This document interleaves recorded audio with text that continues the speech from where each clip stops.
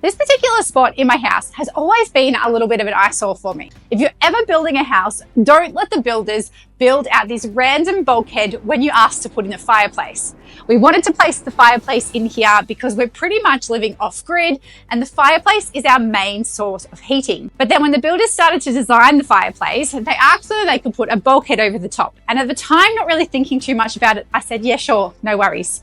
So they then built this bulkhead over the top next to the fireplace, and it stops us from doing so much with our design. I really wanted to be able to make this whole section of the fireplace a feature, but then we've got this really random bulkhead that attaches to that fireplace, which means we can't really do a lot with that space because it has to travel over on the bulkhead. So now we're going to come up with a backup plan, and we're going to do something in this little cutout section to try and make it fit and make it a little bit more classy and exciting in this space. So let's dive into this makeover and try and make this eyesore a little bit more exciting to look at.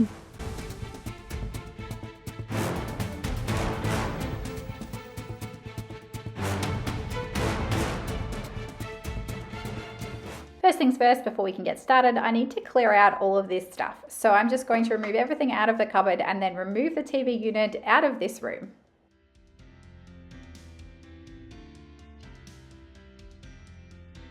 And of course, there's an absolutely disgusting mess where the TV unit used to be.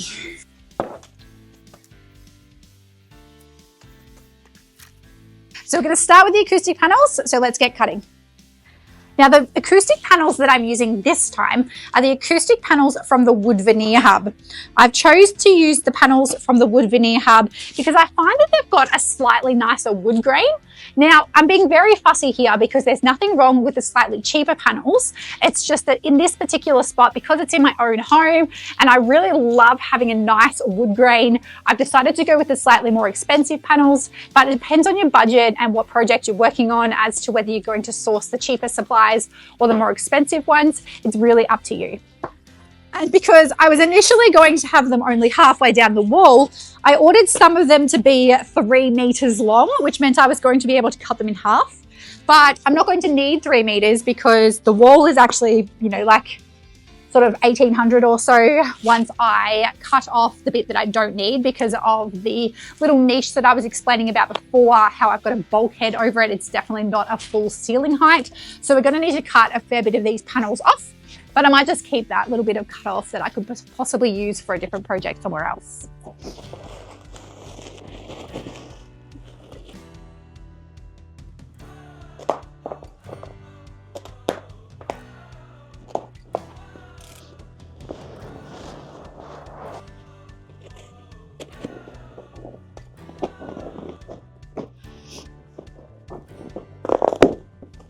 So if you've never seen or heard of acoustic panels, what they are is basically there is a foam backing on them and then they have a fake look timber on the front. So when I open this up, you'll be able to see here that we've got this stunning timber grain on the front, and then in between you can see the felt on the back of the panels. And that's what gives them the acoustic properties. So the felt provides a noise reduction and then the timber gives us that really nice look. I'll quickly show you what I mean up close by the wood grain in these particular pieces of timber. You'll be able to see when I show you close with the camera just how amazing some of the wood grain is. I'll take the plastic off and then I'll show you up close.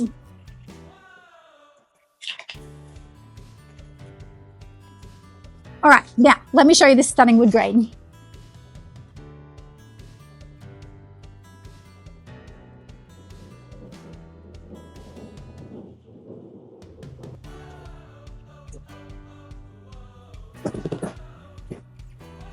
These ones are a little bit shorter, as I mentioned before. These are 2.4 meters as opposed to the ones that were 3 meters long, only because I was initially going to try and get 2 out of each panel and cut them in half. But now that I'm going to the floor, I can't do that, unfortunately. And so I am actually still waiting on 1 box or 2 panels. So all I can do today is install as far as I can get with the panels that I've got. And then once the last panels arrive, I'm then going to just need to install the last couple of panels.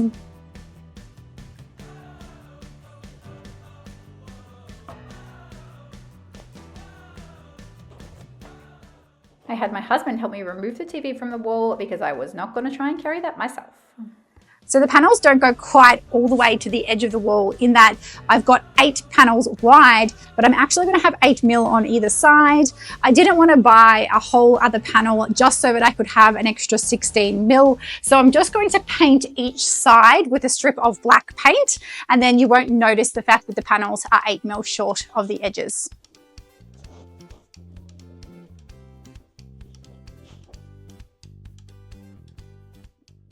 Once I finished the painting, I just took the measurements on both sides of the niche cutout to make sure it was the same on both sides. So I'm just going to now cut 3 panels down to size. Bloody bugs. Wasps. You get wasps, so many wasps in you. Oh God, I'm gonna have to get the fly spray and kill that. It's gonna drive me bonkers. Okay, so I'm just going to cut these down to size. So we're going to cut them down to 2035. Which is the height of the space. So I'm just going to use my tape measure and then mark them to size. And then I'm simply going to use the circular saw to cut them down. So 2035.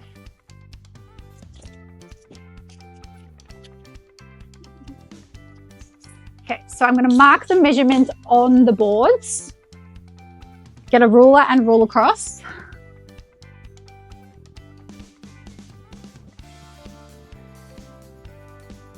And then I'm going to use my circular saw to cut this down to size.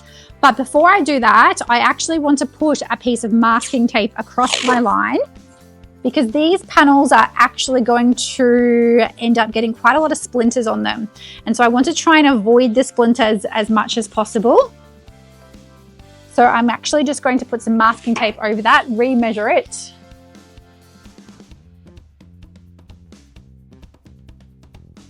I now need to set up a guide rail for the circular saw so that I can cut that down perfectly along that line. So I'm just going to use a little piece of timber offcut, and then I'm going to take the circular saw and place that in position, make sure I've got the circular saw in the correct positioning, and then clamp my guide to my panel. So the way that I do this is I just check to make sure that the panel is sitting in the right spot so that when I put my circular saw in place, it's on the line. And then I will use the clamps to clamp that in position.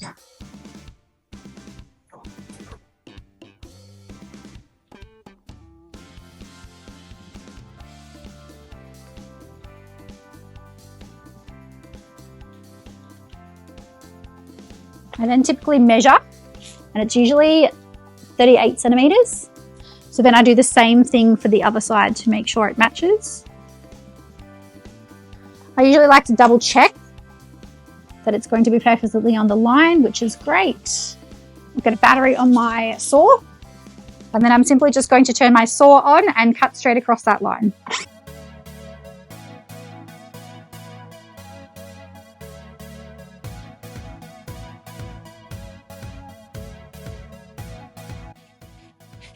I'm just sanding that end off just so that we get as little amount of splinters as possible. Right, so that's one cut, so I'm going to cut 2 more. Okay, so now I just need to repeat the process again with this one. So I'm going to get some tape, work out approximately where 2035 is. So I'm going to mark on the tape 2035.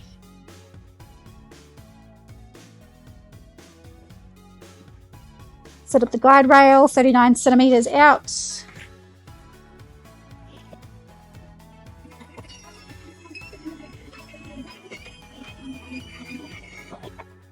You'll see on the end here that even when I use the tape, it does splinter a little bit when you're cutting it.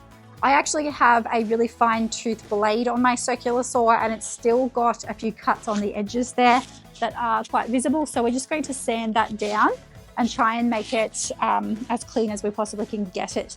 But we're going to put that at the bottom, because any damage or anything that you want to try and hide, you're going to put it at the bottom, because your eye is naturally going to be drawn to the top.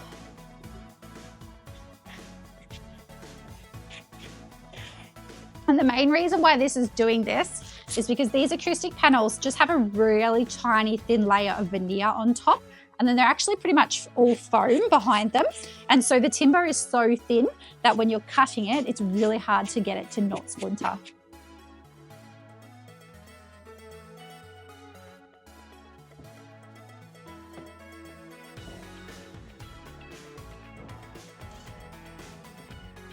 I'm back at it again today, and I'm going to be installing the rest of the acoustic paneling. Now, what we ended up doing is creating a box framing around the TV point, because obviously we had a lot of power points in here. We also had the TV frame that we were going to have to cut out individually, and cutting out tiny little bits of the acoustic paneling is actually quite tricky with the multi-tool or the jigsaw. It's just a little bit delicate and a little bit fiddly because it is a veneer and it does chip really easily. So it's best to try and keep those cuts as big as possible to try and reduce the amount of damage to the veneer paneling. What I'm going to do is I'm going to come down and then cut out around this box, and I'm going to cut one panel with a cut out around the side. And then I am going to have to cut out for these two power points down the bottom. And then after that, I can just cut a small section for the top and a small section for the bottom. Once again, having to make sure I cut around the power points down the bottom. And then once I get over to this side, there'll probably be another cut that needs to be made. And then it's just full panels from there out. If you can hear random gunshots in the background, it's because we live in the bush, and on the other side of us is a clay shooting gun range. And so it is a Sunday currently, and Sunday is gun day. So they are over there shooting their targets. We kind of just get used to it now because it's always happening every Sunday. But I mean, it's going to be noticeable for you guys. And if you're not used to hearing it, you're probably thinking, what is that shooting noise?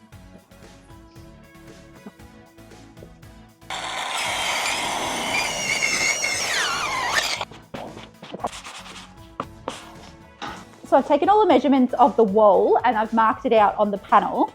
And then now I'm just going to add some tape and then mark it out on top of the tape, just because the tape will just help it get a slightly cleaner line. Although, as I mentioned before, these acoustic panels are known to chip really badly when being cut. So I will end up with not so clean lines in parts.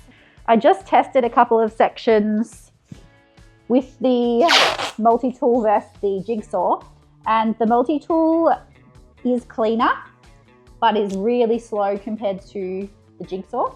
So I'm going to use a bit of a combination of both. Once I've got all the lines drawn and the measurements marked out, I then drill a hole in each of the corners. So I drill the hole in the corner to enable me to have the blade of the jigsaw go straight into that hole, and it's easier to then turn around and get a nice clean finish.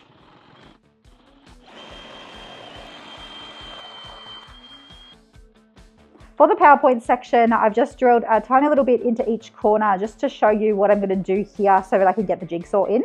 So I'm going to drill a hole on each corner, and then I can put the jigsaw blade in and go around and cut those. So once you've got your positioning, you're just going to use your drill blade to drill through all the way in those corners.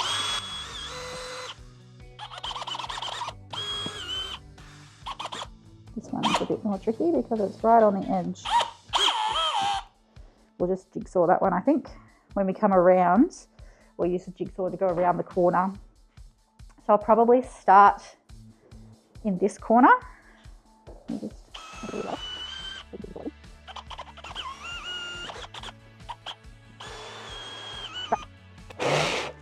Because otherwise, when you try and jigsaw out the hole, you've got nowhere to be able to start your jigsaw from because your blade's not going to fit. So you've got to drill out the hole enough that you can put your jigsaw blade in. Then you've got to come around and ideally turn the corner. Before I do my jigsawing, I'm going to put some tape on.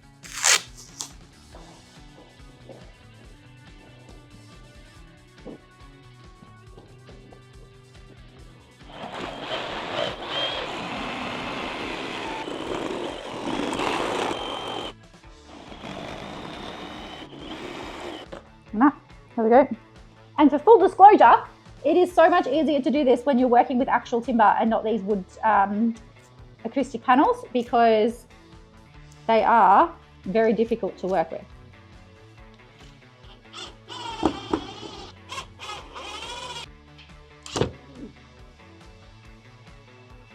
But when you do decide to use these acoustic panels, which I still use a lot because I absolutely love how they look, you just need to make sure you use the right tools and the right attachments for those tools. So things like your circular saw or your jigsaw, the most important part is to get a really fine-tooth blade for those tools, because it's going to give you the best possible finish you can, even though you are working with a really thin veneer piece of timber. My Bosch DIY range tools are my go-to for almost all of my projects because they're such great tools. They're really cost effective if you are a beginner and looking to invest in some new power tools, but they're also really effective at getting the job done. I'll link all of the tools I've used for this entire makeover down in the video description, just in case you are shopping around for some new tools. I've now gotten past all of the harder cuts with the power points in them, so I'm just cutting some shorter pieces for up the top of the TV mount and some longer pieces for down the bottom. When installing these acoustic panels onto the wall, you're just going to use button head screws and screw in between each of the timber pieces where the felt is. You're simply just going to screw in through that felt into the plaster wall to attach these onto the wall firmly. These panels are actually a really great way to add some detailing to the wall that's not permanent, because you can simply unscrew it and remove it off the wall, fill all the screw holes and then repaint. Okay, so I'm just about to make the final cut. Unfortunately, the way that it ended up spacing out meant that we had just half of one little section that we need to cut out to fit around that TV box as the final cut that we need to make, and then we can finish off the wall. So I'm just going to do the same process as what I did when I was cutting out the power points, drill into the corners. I'm going to use the multi-tool going straight and then use the jigsaw across the line.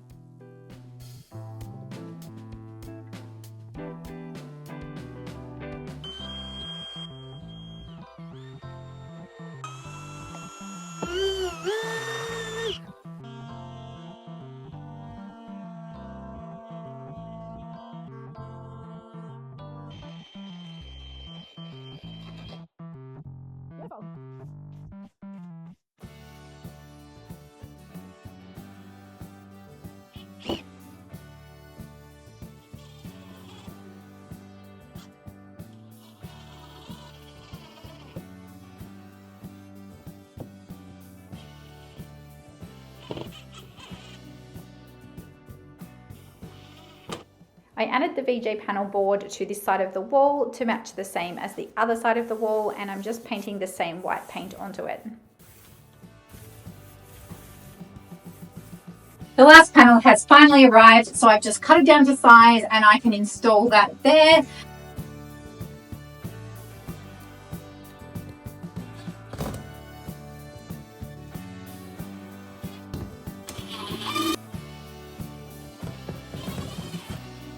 Now it's time to upcycle a TV unit to go in this space. I've taken the TV unit from my other lounge room, but it's a little bit too dark, so we're going to give it a makeover. So here it is, the beautiful TV unit in all its glory. And like you're probably going to say, I absolutely love the natural timber of this piece. And in the right spot, the natural timber would be perfect. And there's going to be a few of you that don't want me to paint it white. But we're going to do it anyways because it's my house, and I think in this space, the white is just going to add that extra element. So let's get into refinishing this TV unit.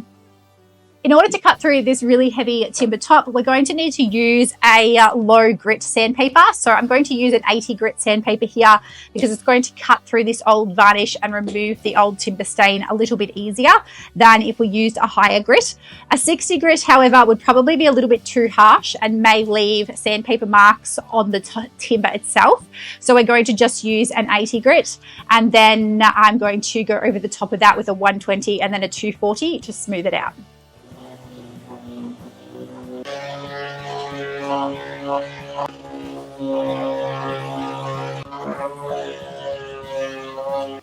Now, unfortunately, as I've started sanding that back, I've actually discovered there was some previous damage on this piece, which has been filled, and the filler you can see doesn't actually match the timber. So it is going to either need to be patched in this corner, or I'm going to have to try and blend that in with the timber if I want to keep the top of this raw timber. And so I'm going to have to play around with that to see what I'm going to do there.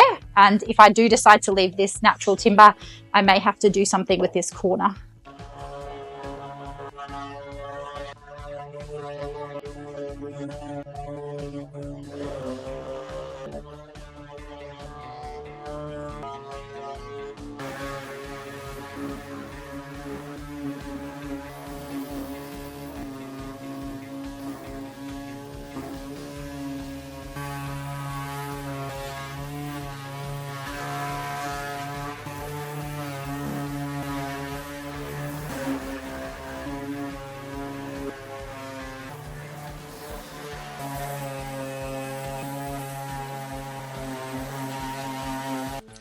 then once you've sanded it to a point that you're happy with and have made enough mess, then it's just time to go over it with one last sand with a high grit sandpaper just to make it buttery smooth. So I'm just going over this with the 240 grit sandpaper. I'm just going to put that on my sander and then just run over the whole surface again with the 240 grit to get it all buttery smooth.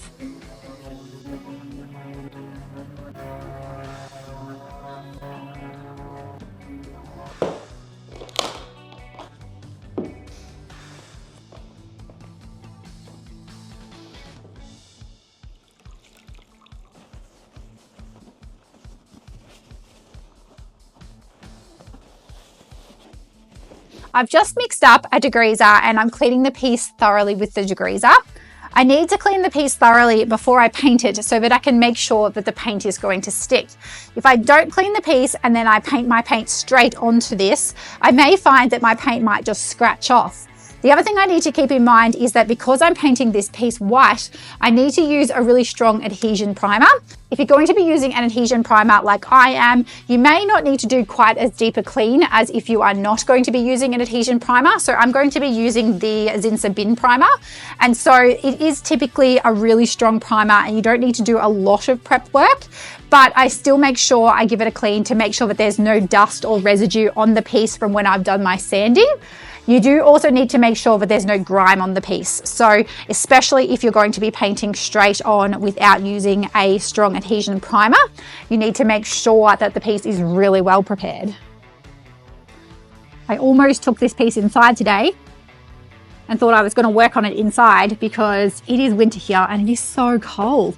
I hate the cold. But because I'm going to spray paint the top coats on, I needed to leave it out in the garage where I could have my spray gun going.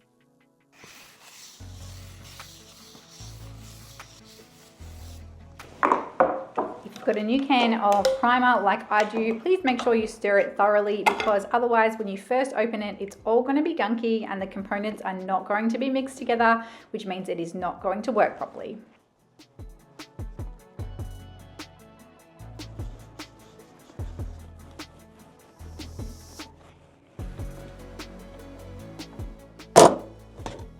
So we're going to take the doors off and then I'm going to paint them while they are not on the cabinet.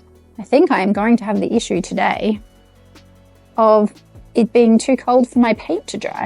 So once I've painted this, I might actually have to turn the heater on to get it to dry.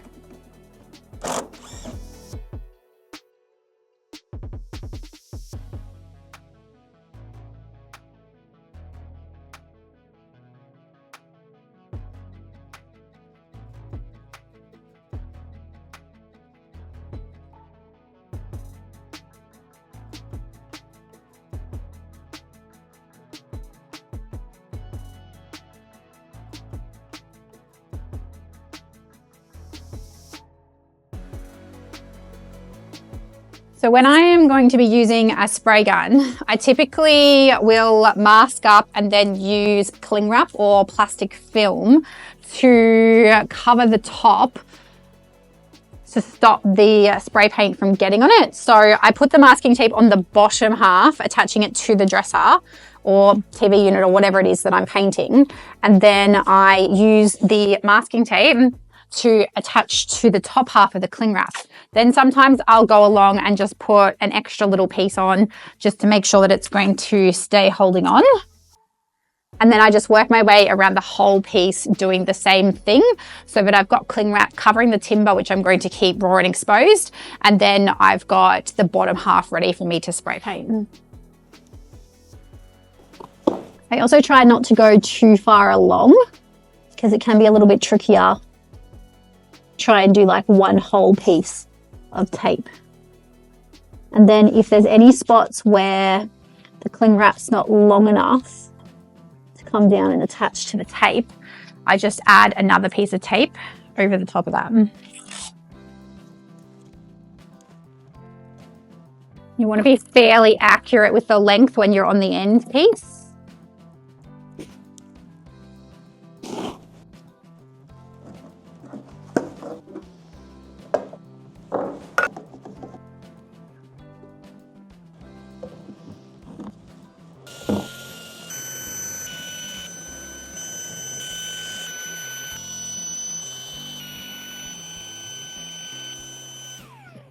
I've now spray painted 2 coats on the TV unit of the white, but white typically doesn't cover very well, and so I am going to need to do a 3rd coat. But I've actually decided for the 3rd coat I am going to just use a paintbrush and a roller, because it is ridiculously cold outside at the moment, and out in my garage it is only about 5 to 6 degrees, and so my paint is having a really hard time drying. And the 1st coat I actually got a few runs from the spray paint because the paint wouldn't dry fast enough, so it was a little bit difficult to work with. And so I've decided that I'm bringing the TV unit inside my house. But because it's now inside my house, I'm not going to be able to spray paint the last coat. I'm just going to use a paintbrush and roller. So we're going to paint one last coat on the white, and then I'm going to put the top coat and a little bit of tint on the timber on the top. I was going to just leave it the color timber that it originally was and the natural color of the timber, but I've decided I want to try and match it in with the color of the hardwood that's everywhere else throughout my house. So I'm just going to put a slight tint on there.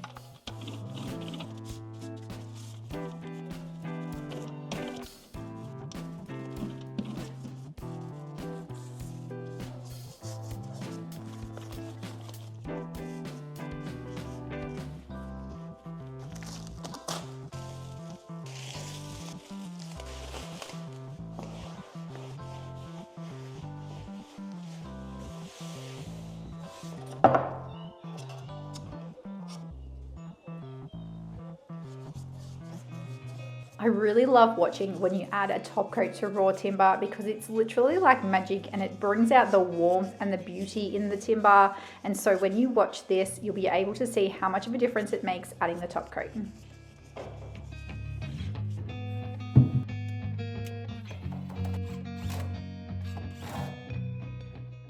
I reattached the doors and then reattached the existing hardware. I'm just using the same handles that I had, and then I am finished. Now let me quickly show you a few before and afters of the TV unit and of the whole space.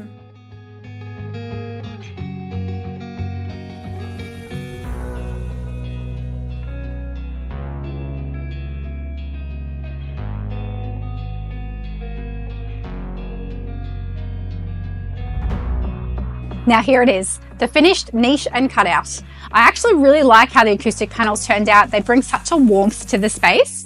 I also like how I carried through the paneling on this side, and we now have them uniform on both sides, because it just really enhances the space, given that it's such a small space that we do have a uniform.